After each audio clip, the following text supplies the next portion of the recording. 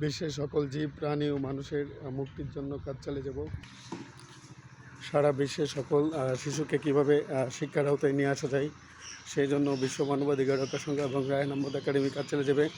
I am working to ensure human rights, peace, justice, education for all people around the world. It is my vision to make our world great.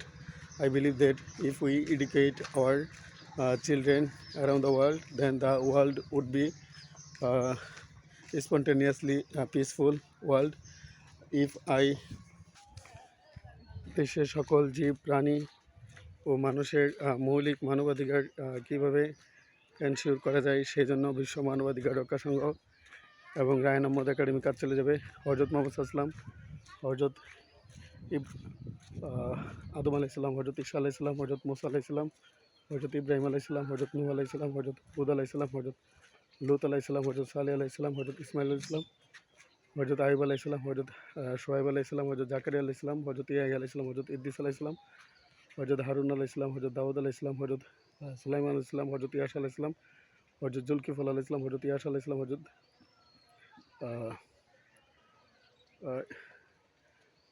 ইউসা ইবনে নুন আলাইহিস সালামের পদাঙ্ক অনুসরণ করে সারা বিশ্বের সকল জীব প্রাণী ও মানুষের মুক্তির জন্য কাজ চালিয়ে যাব। সারা বিশ্বের সকল নারীর প্রতি যৌন সহিংসতা, যৌন নিপীড়ন, যৌন হয়রানি কীভাবে বন্ধ করা যায় সেই জন্য কাজ চালিয়ে যাচ্ছি। এবং নরসিংদীতে কীভাবে ধর্ষণ যে হয়েছে এই তরুণীকে যারা ধর্ষণ করেছে তাদেরকে আইনের আওতায় এনে দৃষ্টান্তমূলক শাস্তি দাবি করছি। এবং ঢাকা শহরে, বাংলাদেশের রাজধানী ঢাকা শহরে 6 বছরের এক নারীকে, এক শিশুকে ধর্ষণের ঘটনা ঘটেছে। যারা ধর্ষণের সাথে জড়িত তাদেরকে আইনের আওতায় এনে দৃষ্টান্তমূলক শাস্তি দাবি করছি। এবং পাকিস্তান এবং আফগানিস্তানের মধ্যে যুদ্ধ কীভাবে নিরসন করা যায় সেই জন্য বিশ্ব মানবাধিকার রক্ষা সংঘ বিশ্বের সকল জীব প্রাণী ও মানুষের মুক্তির জন্য কাজ চালিয়ে যাবে ইনশাল্লাহ।